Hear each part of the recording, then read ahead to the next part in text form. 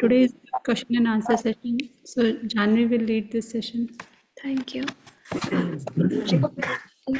Please accept my pranam. Thank you so much for joining today. तो आज एक छोटी सी अनाउंसमेंट करनी है यहीं पे पहले। तो हमने प्रश्न उत्तर सत्र को बेहतर बनाने के लिए कुछ बदलाव किए हैं ताकि हम अधिक से अधिक प्रश्नों के उत्तर दे सकें और इस सेवा को अच्छे से कर पाए। साथ ही हमने गूगल फॉर्म में भी कुछ बदलाव किए हैं, आप सबने देखे ही होंगे। तो मैं आपको कुछ नए नियम बताना चाहती हूँ और आपके सहयोग की आशा करती हूँ। तो जैसे पहले हम आपको अनम्यूट करते थे पूछने के लिए, लेकिन आप अब जब महाराज जी आपका उत्तर दे दें उसके बाद आप अपने हाथों द्वारा थम्स अप या थम्स डाउन करके बता सकते हैं कि आपको क्लियर है कि नहीं, या फिर आप इमोजी द्वारा भी बता सकते हैं। और यदि क्लियर नहीं है तो फिर महाराज जी से आपको अनम्यूट करके फिर से आप आगे पूछ सकते हैं। और मैं समझती हूँ कि आप सबके बहुत सारे अच्छे अच्छे प्रश्न होते हैं, लेकिन कुछ प्रश्नों के उत्तर पिछले सत्र में हो चुके होते हैं और बहुत बार महाराज जी के लेक्चर में जस्ट हुए ही होते हैं। तो आप सबसे निवेदन है कि उन लेक्चर्स का भी फ़ायदा उठाइए, उनको भी सुनिए, जैसे कि हम और अच्छे से और ज़्यादा से ज़्यादा नए प्रश्न ले पाए। तो बहुत बहुत धन्यवाद। तो महाराज जी अगर आपकी अनुमति हो तो हम अब स्टार्ट कर सकते हैं। Go ahead. थैंक यू महाराज। तो पहला प्रश्न है रिया माता जी का, रिया कन्वर माता जी जो चित्तौड़गढ़ से हैं। तो पूछते हैं, महाराज जी आपने हमें बताया कि अगर कोई पुरुष मरते वक्त स्त्री का चिंतन करे तो वह अगले जन्म में स्त्री बन जाता है।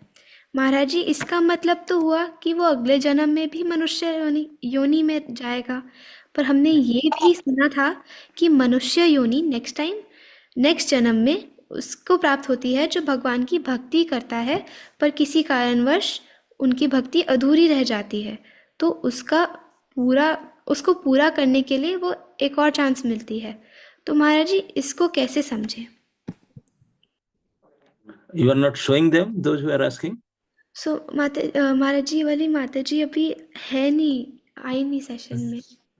तो उनका प्रश्न पूछ रहा है जो है नहीं सेशन में। तो महाराज तुझे बदलाव भी करना चाहिए ना। Those who are not attending the session, who will hear that? The sky. No Maharaj, sorry ji. If she is not here, who will become gents, who will become ladies? She is not there to hear. तो फिर अगला प्रश्न ले लेते हैं फिर महाराज जी। तो अगला प्रश्न है प्रियानंदिनी माता जी का। तो माता जी पूछ रहे हैं कि 8.7 से कि स्मरण के 3 विधि समझ नहीं आए महाराज जी, क्योंकि उस दिन वॉइस क्लियर नहीं थी। बोध, संबंध और क्रिया, क्या आप इनको फिर से समझा सकते हैं? Very good. At least she wants to know that. अच्छा है, माता जी आप जानना चाहते हैं, क्योंकि स्मरण ही एकमात्र उपाय है जिसके द्वारा हमारा गति निर्णय होता है। अंत में स्मरण की एक ही उपाय है जिसके द्वारा हम क्या प्राप्त करेंगे, किस शरीर को कहाँ जाएंगे, वही निर्धारित होता है। तो स्मरण गंभीरता से होना चाहिए। स्मरण के मैं 3 बता था उपाय, एक बोधजन्य, एक संबंधजन्य, एक क्रियाजन्य। बोध मतलब अंडरस्टैंडिंग। हम लोग ये समझ ले कि हम कृष्ण के हैं, कृष्ण के लिए ही हैं, तो हमारा सब कुछ मन बुद्धि इंद्रिय शक्ति सामर्थ्य कृष्ण का ही है, कृष्ण के लिए ही है। इस प्रकार मान करके हम कृष्ण के लिए ही कर्म करेंगे। हमारा उनका फिर हमारा जो स्मरण रहेगा कि हमें समय तो उनके ही हूं, उनके लिए हूं। इस प्रकार के अंडरस्टैंडिंग के साथ जो स्मरण होता है वो हमेशा टिकता है। इस प्रकार के लिए अंडरस्टैंडिंग हो जाना चाहिए। जो आर कन्विंस्ड, जो बिल्कुल अच्छी तरह से समझ लेते हैं कि मेरा जीवन के उद्देश्य केवल कृष्ण के लिए है, मैं केवल इस शरीर ये सब कुछ सुविधा प्राप्त किया केवल यही एक ही ड्यूटी है, मेरा केवल एक ही मिशन है और कुछ नहीं। इसी प्रकार और जो भी कुछ मेरा पास है सब उन्हीं के लिए है। इस प्रकार का जिसका पक्का अंडरस्टैंडिंग है, बोध हो जाता है, तो फिर उनका स्मरण इजी होता था। जैसे मैं उदाहरण दिया था पति पत्नी का। जब पत्नी नहीं बनते, लड़की रहते हैं, तो उनके कई सहेली माता पिता सब रहते हैं, लेकिन शादी करने के बाद तो उनका बदल जाता है कि पति ही है और उनका घर है, उनके बाल बच्चे, हो जाता ना, उनके स्मरण होना स्वाभाविक हो जाता है, क्योंकि बोध हो गया, अंडरस्टैंडिंग हो गया पक्का कि मैं उनकी ही हूँ, उनके लिए हूँ। ठीक इसी प्रकार हम कृष्ण को ही अगर अंडरस्टैंडिंग कर ले कि मैं कृष्ण का ही हूँ, कृष्ण के लिए ही हूँ, सब कुछ जो कुछ है उनका है, उनके लिए है, तो इसमें स्मरण सुविधा से हो पाता है और टिकाऊ रहता है, फिर मिटता नहीं। ये बोध जन है। लेकिन ये बोध को कभी कभी हम सुनते तो बोल देते हैं, सुन लेते हैं, लेकिन अंडरस्टैंडिंग नहीं हो पाता, बैठा नहीं पाता अंदर में। उसके लिए प्रयास चाहिए, बहुत प्रैक्टिस चाहिए इसको अच्छी तरह से धारण कर रखने के लिए, अंडरस्टैंडिंग को, ये बोध को। तो ये बहुत इजी हो जाएगा स्मरण इस प्रकार की भावना रख लेने से। ये बोध जन्य स्मरण। और एक होता है संबंध जन्य। संबंध जैसे मैंने बताया कि संबंध जोड़ने से भी स्मरण होता है, लेकिन संबंध जब तक रहेगा तब तक स्मरण रहेगा, संबंध जब छूट जाएगा फिर स्मरण छूट जाएगा, है कि नहीं? तो बोध में हम जानते हैं कभी हम किसी प्रकार से हम छूट नहीं सकते हैं कि नित्य दास है। ये बोध का पार्ट है बोध जन्य में, कि हम चाह कर भी हम कृष्ण का दास तो है, लेकिन उसमें हम रिटायरमेंट नहीं ले सकते कि रेजिग्नेशन दे नहीं सकते। Always eternally we are there. तो ये स्मरण रहेगा ही रहेगा कि हम कभी उसको छोड़ नहीं सकते हैं, छोड़ना संभव ही नहीं है किसी पर। लेकिन जो संबंध जन्य होता है वो आपकी मर्जी पर है। आप झगड़ा करके संबंध छोड़ तलाक दे सकते हैं और स्मरण फिर कट जाएगा, फिर और किसी का स्मरण करेंगे उनको छोड़ करके। जब तक जिसका साथ संबंध है जिस प्रकार के, तो इस संबंध के हिसाब से स्मरण होता है। तो कृष्ण के साथ संबंध भी रखा जा सकता है। अंडरस्टैंडिंग सब अवेलेबल है बोधजन्य। वो नहीं है तो संबंधजन्य। किस संबंध में उनका दास हूँ, दासी हूँ, मैं उनके सखा हूँ, सखी हूँ, या मैं उनके मित्र हूँ, या मैं उनके और भी किसी प्रकार के संत दास्य साख्य वात्सल्य माधुर्य, किसी प्रकार से भी संबंध एक रखने से संबंध जनित स्मरण भी होता है। और एक होता है क्रिया। हम स्मरण करने के प्रयास करते हैं, कि जैसे भगवान अर्जुन को बोले कि आप युद्ध करते रहो, स्मरण करते रहो। तो युद्ध का एक क्रिया है, कर्म करते हुए स्मरण करना। तो उसमें मैं दो बात कहा था कि युद्ध कर्म करते हुए युद्ध को ही फोकस देगा ना स्मरण को ही फोकस देगा, किसको गुरुत्व देगा, किसको महत्व देगा, किसको कम देगा, कोई चीज प्राइम, कोई चीज सेकेंडरी। हम्म तो भगवान तो ये नहीं कहे, बोले तस्मात सर्वेषु कालेषु माम अनुस्मर, हर समय मेरा स्मरण करो और जो लड़ाई भी करो। तो भी लड़ाई करने के ध्यान नहीं देगा तो नहीं चलेगा, लड़ाई तो करना ही पड़ेगा, नहीं तो मृत्यु हो जाएगा। बहुत अलर्ट रहना पड़ेगा लड़ाई में, और स्मरण भी करता रहना पड़ेगा। तो उसमें दो प्रकार होता है। एक तो हम क्रिया को प्राधान्य देते हैं, जैसे युद्ध को, या कोई, जैसे मैं उस दिन कहा था कि ड्राइविंग करते समय ड्राइवर भले फोन देखता है, बातचीत करता है, लेकिन रोड के ऊपर हमेशा ध्यान रखता है। तो ये जो क्रिया है, जो काम करते हुए भी हम स्मरण करते हैं, लेकिन अगर इसमें काम करने को महत्व दिया जाता है, क्योंकि अगर थोड़ा सा नजर हटा कि किसी हुआ तो फिर एक्सीडेंट होने की संभावना है। तो स्मरण को गौण रखते हैं और क्रिया को मुख्य रखते हैं। ये एक प्रकार स्मरण, ठीक है, स्मरण होता रहता है अंदर, पीछे पीछे कभी याद करता हूँ, लेकिन मुख्य है कार्य। कार्य करना मेरा जरूरी है, उसको करना। फिर भी लेकिन उससे बेटर है, ये ठीक है स्मरण करते हैं, कार्य करते हैं, लेकिन उससे बेटर है कि कार्य करते रहो, कार्य ही गौण होगा, स्मरण मुख्य होगा। कि स्मरण करता हूँ, जैसे अर्जुन के युद्ध करने में स्मरण ही मुख्य माना जाता था, क्योंकि वो युद्ध नहीं करना चाहता था अर्जुन। अर्जुन तो शुरू से मना, मैं लड़ाई नहीं करूंगा, भगवान का आदेश के हिसाब से लड़ाई कर रहा है। करिष्ये वचनम तब, बोले मैं आपके वचन ही पालन करता हूँ otherwise I have no desire to fight, मेरे युद्ध करने की इच्छा नहीं है, आपके वचन पालन करता हूँ। तो ये वचन पालन करने के लिए युद्ध में जो कुछ करना पड़ता है ऑटोमेटिकली उनका स्मरण रहेगा कि मैं उनके आदेश के लिए ये सब करता हूँ, मारपीट जो भी कुछ करता हूँ उनके आज्ञा पालन, वही स्मरण मुख्य रूप में बना रहेगा। लेकिन अगर हम क्रिया को महत्व देंगे तो स्मरण के भविष्य नहीं, वो क्रिया बंद हो जाएगा, स्मरण बंद हो जाएगा। लेकिन भगवान नहीं चाहते कि बंद होने के लिए, तस्मात् सर्वेषु कालेषु, हर समय। तो यदि हम क्रियाजन्य करेंगे, जैसे संबंध में टूट जाता है, अखंड नहीं रहता, क्रिया में भी यही होता है, काम करते हैं उसी काम के लिए स्मरण करते हैं, जो बड़ा सीरियस काम होता है उसमें याद आता है, इसी काम में स्मरण होगा नहीं, खाने पीने में स्मरण नहीं होता। जैसे मैं बोला था कि कोई एक रिस्क उठाता है, जैसे एग्जामिनेशन आता है उस समय याद आता है प्रभु ठीक होता है कि नहीं पता नहीं। मैं जैसे होता है ना कि जो लड़की चलता है रस्सी के ऊपर, तो हमेशा याद रहता है कि कोई स्त्रियां जो मटका उठाकर चलते हैं बैलेंस करके, हमेशा याद रहते हैं, भले कुछ करते हैं, ये स्मरण मुख्य रहता है उसमें। क्रिया गौण रहता है, लेकिन वो तब तक रहता है जब तक मटका उतारना दे, तब तक रस्सी ना चले, कि तब तक हम कोई, वो क्रिया खत्म हो जाएगा, स्मरण खत्म हो जाएगा। उसमें खत्म होना। लेकिन अगर बोध के साथ करेंगे तो खत्म नहीं होगा, कोई क्रिया करते हुए भी मुख्य रूप से वो टिकाऊ रहेगा, कंटिन्यूअस रहेगा। तो इस प्रकार से कई टिप्स है स्मरण का, मैं बताया था। ओके, आपको माता जी अपने हाथों द्वारा, हस्त मुद्रा द्वारा बताना होगा यदि आपको क्लियर है कि नहीं। ठीक है, ठीक पूछना है। चाहते अच्छा, हैं। पूछना आपको, ये लीजिए। हरे कृष्ण महाराज जी, मतलब ये ऐसे बोल सकते हैं कि बोधजन्य स्मरण जो है वो महत्वपूर्ण है, बोधजन्य से संबंध और बोधजन्य से क्रिया, ये दोनों करनी चाहिए, ऐसे बोधजन्य महत्वपूर्ण है ऐसे। Yes yes yes.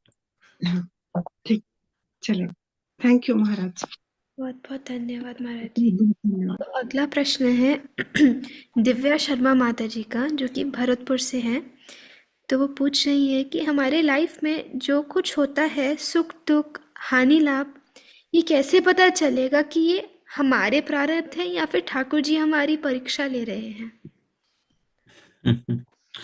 आपको प्रारब्ध भी तो ठाकुर जी कराते हैं। जब आप गलत करेंगे तो उसका परिणाम भोगना पड़ेगा, कर्म फलदाता तो भगवान ही है ना। लेकिन ये नहीं कि ए, हमारा कल्याण के लिए भगवान कराते हैं, यस कराते हैं, लेकिन जो उच्च कोटि के भक्त होते हैं उनके साथ भगवान का जिस प्रकार डीलिंग, हमारा अभी ये स्थिति नहीं आया, हम अपना प्रारब्ध को भोगते हैं। एक प्रकार के कर्म फल होता है भगवत इच्छा से, और एक होता है अपना अपना अच्छा या बुरा कर्म के परिणाम। वर्तमान स्थिति में हम अपने ही बुरे कर्म के परिणाम भोगते हैं, भगवान परमात्मा रूप में केवल उसको फैसिलिटेट करते हैं, वही है। आपको क्लियर है माता जी? Thank you. Good, see smart. Yes. अगला प्रश्न है भद्र अचिंत्य माता जी का, जो कि वृंदावन से है। उनका प्रश्न 7.28 और 8.9 वर्ष से है। तो माता जी पूछ रहे हैं, आपने 7.28 में बताया था कि जो सभी पापों से मुक्त हो जाता है वह दृढ़ता से भक्ति कर पाता है, लेकिन 8.9 में बताया था कि जो भगवान को आदि और अजन्म मानते हैं वो सारे पापों से मुक्त हो गए होते हैं। तो we have faith on this, but फिर हम तब भी भक्ति में दृढ़ता कंटिन्यूसली क्यों नहीं ला पाते और क्यों नहीं हो पाते? कुछ दिन तक जो प्रण लेते हैं वो रहता है, फिर ब्रेक हो जाता है, तो इसमें क्या करें? उसका मतलब है ब्रेक हो जाए तो मतलब वही आपका अंदर कुछ पाप के परिणाम बचा हुआ है। पाप प्रमुचित हो जाने से विल बी फुल्ली कन्विंस कि भगवान ही है, भगवान अज है, नित्य है, और वही सर्वशक्तिमान है, ये बिल्कुल कन्विंस हो जाएगा, और आपके साथ उनका जो संपर्क वो भजन दृढ़ता हो जाएगा। लेकिन थोड़े बहुत कम पाप रहने से वो करने नहीं देगा दृढ़ता। अब वह फिर टूटा देगा, फिर गड़बड़ करेगा, है ना। जो हमारा प्रण लेते हैं वो 2 घंटे में फिर प्रण टूट जाता है, ये हमारे पाप के प्रभाव के कारण होता है, दृढ़ता नहीं आ पाता। तो इसलिए हम अगर अपने आप को पवित्र करना चाहेंगे तो पाप जब निकल जाएगा तब फिर हम दृढ़ हो जाएंगे। बहुत बहुत धन्यवाद महाराज जी। तो अगला प्रश्न है गीता अहिर भुज गुजरात से 8.6 से है। मेरा प्रश्न है ये कि मानो कि किसी को अंतकाल में भगवान का स्मरण ना आते हुए अपने गुरु का स्मरण, श्रील प्रभुपाद का स्मरण आए, तो उसकी क्या गति होती है महाराज? सेम गति होती है, गुरु कृष्ण के प्रतिनिधि होता है। आप तो उनको करो, नहीं तो एजेंट को करो, एक ही बात है। जी बहुत बहुत धन्यवाद महाराज। माता जी आपको क्लियर है? धन्यवाद माता जी। तो अगला प्रश्न है अनिल प्रभु जी का। तो अनिल प्रभु जी बोल रहे हैं, वो द्वारका से हैं और उनका 8.6 से प्रश्न है how to understand difference between karma and purusharth. पुरुषार्थ और कर्म में अंतर कैसे जाने? मैं समझता हूँ कि पुरुषार्थ मतलब एफर्ट है और एफर्ट का ट्रांसलेशन मतलब कर्मा है। तो महाराज जी क्या ये अंडरस्टैंडिंग करेक्ट है? तो आप थोड़ा प्लीज समझा दीजिए। कर्म के फल को ही कर्म कहा जाता है। जो हम अपना कर्म प्राप्ति करते हैं, ये प्रारब्ध कर्म, ये कर्म, हाँ, ये कर्म के परिणाम को भी कर्म कहा जाता है। लेकिन पुरुषार्थ है एफर्ट, जो हम करते हैं, प्रयास, प्रयास को पुरुषार्थ कहते हैं। प्रयास वही पुरुषार्थ, और वो पुरुषार्थ करके जो प्राप्त करेंगे उसको कर्म कहा जाएगा। ओके। जी महाराज, मुझे लगता है शायद उनका नेटवर्क खराब था तो वो कुछ रिस्पॉन्ड नहीं कर पाए। तो अगले प्रश्न पे बढ़ते हैं। तो अगला प्रश्न है यश कुमार प्रभु जी का, जो दिल्ली से हैं। 8.5 से उनका प्रश्न है महाराज जी, आपने कहा था कि हमें ये बॉडी भगवान की कृपा से मिलती है, तो फिर कुछ लोग डिसेबल क्यों होते हैं? सब पर कृपा बराबर क्यों नहीं होती? क्योंकि वो कृपा प्राप्त करने के लिए जिनका जितना कृपा प्राप्त करने का अधिकार है वो इतना प्राप्त करते हैं, है ना। सभी तो समान क्रिया भी नहीं करते हैं, समान प्रकार से भगवान को प्रार्थना भी नहीं करते हैं, समान प्रकार से सेवा भी नहीं करते हैं, तो सबको समान कैसे मिलेगा?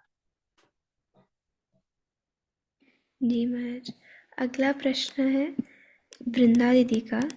तो वृंदा दीदी इज आस्किंग महाराज कि महाराज जी, इस मनुष्य देह को प्राप्त करने के लिए क्या ये अनिवार्य है कि हम 84 लाख योनियों पार करके ही करनी ही पड़ेगी? क्योंकि हमने ये भी सुना है कि मनुष्य देह केवल भगवान की कृपा से प्राप्त होता है। तो ये कृपा कुछ ही जीव आत्मा पर क्यों होती है कि उन्हें मनुष्य देह प्राप्त होता है? नहीं, भगवान तो कृपा सबके ऊपर करते हैं। जो मनुष्य देह प्राप्त करते हैं जरूर कृपा प्राप्त किए हैं, और ऐसा नहीं है कि जब भी मुथेड़ है 84 लाख करके भी प्रमोशन होते होते प्राप्त करते हैं। लेकिन और भी एजेंसी, कभी कभी देवता लोग अभिशक्त होकर भी मनुष्य बनकर आते हैं, क्योंकि मनुष्य ही ऐसे कर्म किया है कि मनुष्य बनना पड़ेगा, फिर मनुष्य बनते। जैसे पूछा अपना स्त्री जो नहीं मिला, इस प्रकार के कर्म किया, उनके मनुष्य जो नहीं मिला।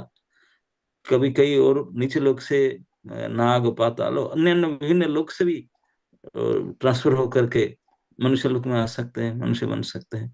तो मनुष्य जो नहीं प्राप्त करने का एंट्री तो बहुत है, एग्जिट लेकिन एक ही होता है।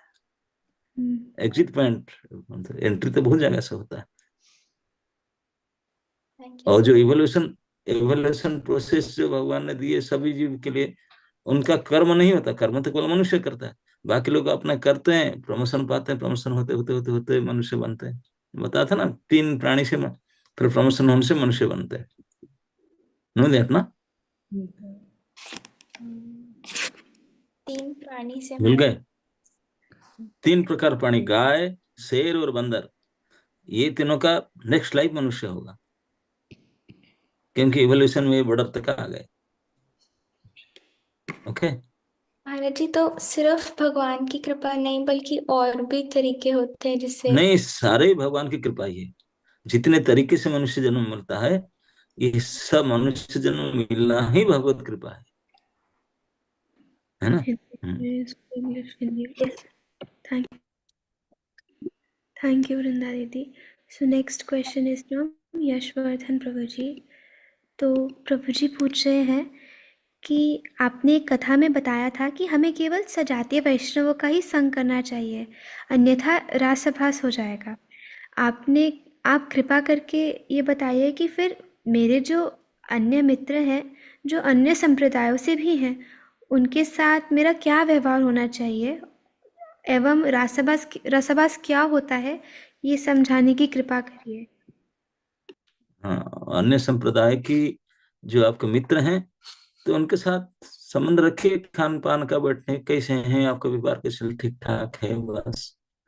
लेकिन अपनी जो भजन प्रणाली है उनके साथ कहेंगे, उसको पसंद नहीं करेंगे, कि आप उनके भजन प्रणाली को सुनना पसंद नहीं करेंगे, क्योंकि योर मेथड का, योर परंपरा अलग है, उनका परंपरा। तो इसे चर्चा करके आपस में युक्ति कर करके टाइम क्यों खराब करें। इस विषय को चर्चा करें ना उनके साथ। रस रसभास, क्योंकि आपके जो प्रणाली से जब करते हैं, जो भजन करते हैं, उनका प्रणाली कुछ अलग है। आपका रस अलग है, उनका रस अलग है, और उनका साथ युक्ति कर, ये रस का रसाभास है, क्योंकि जमता नहीं, फिट नहीं बैठता। तो सजातीय मतलब आपके जो मूड है, मिशन है, प्रणाली है, उनके साथ जो है, तो आप दोनों का मिलता है, दोनों का मिल करके अच्छा से जमेंगे, है ना। क्लियर है प्रभु जी? थैंक यू प्रभु जी। अगला प्रश्न है भावना माता जी के द्वारा। तो महाराज जी, भावना माता जी गुड़गांव से हैं। वो पूछ रहे हैं कि मेरा प्रश्न है कि अगर कोई डिवोटीज हमसे ये पूछते हैं कि हम भगवान की विराट स्वरूप की नहीं, लेकिन द्विजभुज भगवान श्री कृष्ण की ही आराधना क्यों करनी चाहिए, तो उनको हम उनकी जिज्ञासा कैसे दूर करें और उनको हम कैसे इसका तर्क अच्छे से दे पाए और समझा पाए। What she is asking, Virat स्वरूप की पूजा करना क्या? वो ये पूछ रहे हैं महाराज कि जैसे हमसे कोई डिवोटी बोलता है कि हम कृष्णा की उपासना क्यों करते हैं और विराट स्वरूप की क्यों नहीं करते, तो हम उनको कैसे इसको अच्छे से समझाएं और कैसे ओके हम ओके उनको। Okay okay. हाँ, कृष्णा ओरिजिनल मूल स्वरूप है, वही कृष्ण का विग्रह है, कृष्ण के रूप है, कृष्ण के असली स्वरूप है। लेकिन जो विराट पुरुष है, काल्पनिक रूप है उनका, इमेजिनेशन, इसमें वो असली नहीं है ना। नहीं, तो आप असली को, अगर आपके पति को आप सम्मान करते हैं, और पति के फोटो आ गया, उसको सम्मान करेंगे ना, पति खड़े उनको सम्मान करेंगे, किसको करना चाहेंगे। पति बोले नहीं नहीं, रुको रुको, मैं पूजा कर रहा हूँ, उनको फोटो को पूजा करेंगे, किसको करेंगे आप? असली को करेंगे। तो भगवान है असली, ये उनका फोटो है। ओके। धन्यवाद माता जी। अगला प्रश्न हम लेंगे उषा माता जी का। तो उषा माता जी का प्रश्न है कि गुरुदेव श्री कृष्ण भगवान भगवत गीता 8.5 और 8.7 में आश्वासन देते हैं कि जो व्यक्ति जीवन के अंत में केवल उनका स्मरण और चिंतन करते हुए शरीर को त्याग करता है, वह तुरंत उनके धाम को प्राप्त करता है। किंतु गुरुदेव, जो व्यक्ति मरण अवस्था में होता है, जैसे कि ब्रेन डेड है या फिर वेंटिलेटर पे होता है, तो वो बोल नहीं सकते, ना सुन सकते, और ना ही किसी भी प्रकार से भगवान का स्मरण कर सकते। तो ऐसे में उनके लिए भगवत स्मरण और चिंतन किस संभाव होगा? क्या वो लोग भगवत धाम प्राप्त कर सकते हैं कि नहीं? कृपया मार्गदर्शन दीजिए महाराज। इस बात को मैं कई बार बोला हूं कि अगर हम जीवन काल में, विशेष करके जवानी में, भगवान को भक्ति किए, मस्ती ना करके भक्ति किए, और भगवान इतने कृतज्ञ हैं, वो बोलते हैं कि अगर अंत समय में किसी कारण से वेंटिलेटर में रहा और आपको स्मरण नहीं आया, कोई हमारे से हुआ, तो फिर क्योंकि आपने मुझे आपके महत्वपूर्ण समय मुझे भजन किया था, जीवन काल में मेरा चिंतन किया था, तो भगवान बोलते हैं मैं आ जाऊंगा आपके पास, मैं आपको याद करूंगा, आप नहीं कर पाएंगे तो मैं करूंगा। ये भगवान के आश्वासन है। अगर आप जीवन भर से उनका चिंतन प्रयास करते हैं तो भगवान नहीं भूलेंगे। आप अगर नहीं भूल याद नहीं कर पाए, वो याद कर लेंगे, है ना। माता जी, अच्छा जी। हरे कृष्ण गुरु महाराज, आप रोज आते हैं, हमें मार्गदर्शन देते हैं, बहुत बहुत धन्यवाद आपको। गुरु महाराज, जैसे हम लोग शुरू से तो भक्ति में नहीं लगे थे, अब almost five end of the life mix भक्ति करते थे, उतना पता भी नहीं था। तो अब हमारा क्या गति होगा? हम ऐसे ही हम जो आपके मार्गदर्शन में हम सदा चल रहे हैं, कोशिश भी कर रहे हैं, लेकिन अब क्या मार्गदर्शन देंगे गुरु महाराज हमें? जिस दिन जिसको पता चल गया, भले लाइफ के एक दिन 1 घंटा पहले से क्यों ना हो, अगर फिर भी करे तभी भी उनका फायदा होगा। क्योंकि भक्ति का एक लक्षण है, स्वल्पम अभी अस्य धर्मस्य त्रायते महत्व भयात, अविनाशी है। थोड़ा सा भी कोई कर लिया वो आपको बचा करके छोड़ेगा, है ना। तो इसलिए जितने भी हो सके, अब जवानी तक गुजर गया, तभी हमको पता नहीं था भक्ति करना, तभी मस्ती कर लिए, लेकिन जब पता चला तभी तो मेरे से कीजिए, तभी भी फायदा है ना। उनको थोड़ा ज्यादा फायदा होगा जो लोग यंग से शुरू किए हैं, लेकिन ऐसा नहीं कि नहीं होगा, तो भी हो। जी गुरु महाराज, बहुत बहुत धन्यवाद, बहुत बहुत आभार आपके मार्गदर्शन के लिए। हरे कृष्ण गुरु महाराज। बहुत धन्यवाद महाराज जी। एक आखिरी क्वेश्चन है महाराज जी, जैसे हम जानते हैं कि नित्यानंद त्रयोदशी 10 दिन में आ रही है, तो हम ऐसे क्या क्या कार्य कर सकते हैं और क्या क्या प्रिपरेशन कर सकते हैं जिससे हम नित्यानंद प्रभु को प्रसन्न कर पाए? Very good question. How will develop Nityananda consciousness? Who is speaking? Who is? महाराज जानवी। अच्छा। मैं तो ही बोलने वाला था, जानवी से कंसल्ट करो क्या करना है ना। नहीं, अभी क्या करना है, अभी से हमें सोचना चाहिए कि who is Nityanand Prabhu, what is the important. हम नित्यानंद प्रभु कौन है, हमारा भक्ति जीवन में नित्यानंद प्रभु का कितने महत्व है, क्या आवश्यकता है, ये हम अच्छे तरह से जानते हैं। सारे भक्तों के लिए है कि है ना, निताई विनय भाई राधा कृष्ण पाइते न। निताय के दृढ़ करी धरा निताय पाय, दृढ़ करके निताय के चरण को नहीं पकड़ेंगे तो भूल जाओ कुछ होगा। निताई ना बोलिला मुखे मजिल संसार सुखे, विद्या कुले की करीबतार। आपके पढ़ाई, so called learning, so called education, so called parentage, so called wealth, nothing will help. और दूसरा, कोई बोलेंगे निताई को क्यों हम सीधा कृष्ण को भजेंगे, गौरव को भजेंगे, ये प्रमाणित करके दिखा दिया गया। रघुनाथ दास गोस्वामी, हम तो उनके तरह नहीं, वह सच्चे एलिवेटेड पर्सनालिटी, बचपन से भगवान की मंजरी थे, वो तो भगवान के नित्य पार्षद थे।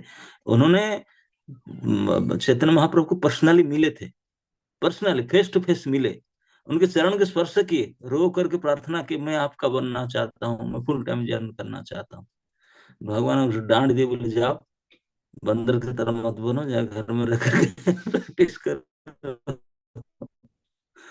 भगवान उसे एक्सेप्ट नहीं किए, और जाकर के कितने प्रयास किए, कई बार भाग जाना चाहते थे लेकिन नहीं हो पा रहा था। उनके मामा मम्मी पापा उनको शादी करा दिए और क्या करा, नहीं हो रहा था, कितने प्रयास करके भगवान वापस आए तब जाने के लिए नहीं हो पाया, हो नहीं पा रहा था। लेकिन वंस नित्यानंद प्रभु पानीहाटी में गए थे, जब उनको मिले, जा करके उनको प्रणाम किए, नित्यानंद प्रभु डांटे, बोलते चोर हो, आओ तुझे पनिशमेंट देता हूँ। मैंने तो चोरी तो किया नहीं। क्या चोरी किया? किस लिए चोर बोल रहे थे? क्योंकि गौरांग महाप्रभु नित्यानंद प्रभु के पर्सनल प्रॉपर्टी है। तो उनके संपत्ति को उनके बिना पूछे कोई उठा ले, चोरी नहीं हुआ। आपके फोन को आपको बिना पूछे कोई ले लेगा, चोरी? पूछ के लेता तो चलेगा, अब बिना पूछे, तो इसलिए चोर था। तो इस चोरी के दंड दिया, क्या दंड दिए? अपने चरण उठाकर अपने सर में रख दिए। First Kota of punishment, second Kota of punishment sir. तो ये नित्यानंद प्रभु का पनिशमेंट है सब। तो पनिशमेंट दिए। तो उसी चुड़ाधाई फेस्टिवल के बाद थोड़ी दिन के बाद रघुनाथ गोस्वामी गए तो गए, फिर नहीं आए, फिर महाप्रभु के चरण में रह गए। ये निताई की कृपा के प्रभाव। तो आपने प्रयास करते करते थक गए, डायरेक्ट भगवान से मिले भी, बातचीत किए भी, लेकिन नहीं हो पा रहा था, क्योंकि निताई की कृपा के बिना हो नहीं सकता। तो ये बात हम समझ जाएंगे कि वी नीड निताई कृपा, सो एसेंशियल, सबसे कंपलसरी, कि उसके बिना तो काम बनेगा ही नहीं। तो इसलिए हम लोग जितने नजदीक आ रहा है नित्यानंद प्रभु की तिथि, ये महाप्रभु तो कृपालु हैं ही है, लेकिन इस कृपा का जो एक्टिवेशन जो करते हैं, जो पर्सनालिटी, सो नित्यानंद प्रभु का तिथि जब आ रहा है, तो इसके लिए we should be every day by day, we should, our consciousness should become more alert. Yes, it's coming day by day, and we should think how to please him. How to please him? How to please him? Of course, he told, "Amare kini alha bhaja gaura hari." You can take me. You can purchase me just by chanting Gaurang Mahaprabhu's name. But Gaurang Mahaprabhu is saying, if you serve Nitai, then only I am accepting your service. Otherwise, I am not accepting your service. है ना? तो इसलिए हम लोग plan करना चाहिए कि क्या करूंगा मैंने, क्या करूंगी मैंने। माला बनाऊंगा, सुबह उठना है, चैंटिंग करना है, मंगल दर्शन करना है, फूल तुलसी लाकर उनके लिए माला बनाना है, उनके लिए भोग बनाना है, उनके लिए वस्त्र पहनाना है, उनको अभिषेक कराना है, उनके लिए कथा बोलना है, सुनना है, उनके लिए भजन करना है। Day should be whole day, should be Nitai day. What one day, maybe 2-3 days, as many days as possible, as long as possible. उनके लिए ड्रामा करके दिखाना है ना, उनके लिए प्रसन्नता के लिए। So what ever possible actions, जो संभव हो सके निताई और निताई के भक्तगण को प्रसन्न करने के लिए सब कुछ करना चाहिए, वो करने के लिए तैयारी करना चाहिए। ओके, धन्यवाद महाराज जी। आपका बहुत धन्यवाद महाराज कि आपने आज हम सबके ऐसे प्रश्नों के इतने परफेक्ट आंसर्स दिए। हम आशा करते हैं कल भी आपसे प्रश्न पूछने के लिए और पूरे हफ्ते में आपसे गीता टॉक का श्रवण करने के लिए। सुरेखा माता जी। यस माता जी। कृष्ण महाराज जी, सादर प्रणाम। महाराज जी, आपकी बहुत बहुत कृपा होगी अगर आप हमें ये भी बता दें कि हम निताई प्रभु को क्या भोग अर्पित करें उस दिन, ताकि पहले से प्रिपरेशंस करके रख सकें। अच्छा, सुरेखा माता जी पूछ रहे हैं कि क्या क्या आइटम निताई, तो उसके बारे में तो हम निताई दासी है, उनसे कंसल्ट करो, वो उनका रिसर्च कर रहा है इसके बारे में। है ना? She will guide everybody. What is the favorite dish of Nitai? बहुत बहुत धन्यवाद महाराज जी। आई थिंक अब टाइम भी हो गया है और आज महाराज जी की मॉर्निंग क्लास भी है साहिबाबाद में, तो हम सब महाराज जी का धन्यवाद करेंगे 3 बार हरे कृष्णा महामंत्र बोल के। हरे कृष्णा हरे कृष्णा हरे कृष्णा कृष्णा राम हरे राम राम राम हरे हरे। कृष्ण हरे हरे राम हरे राम राम राम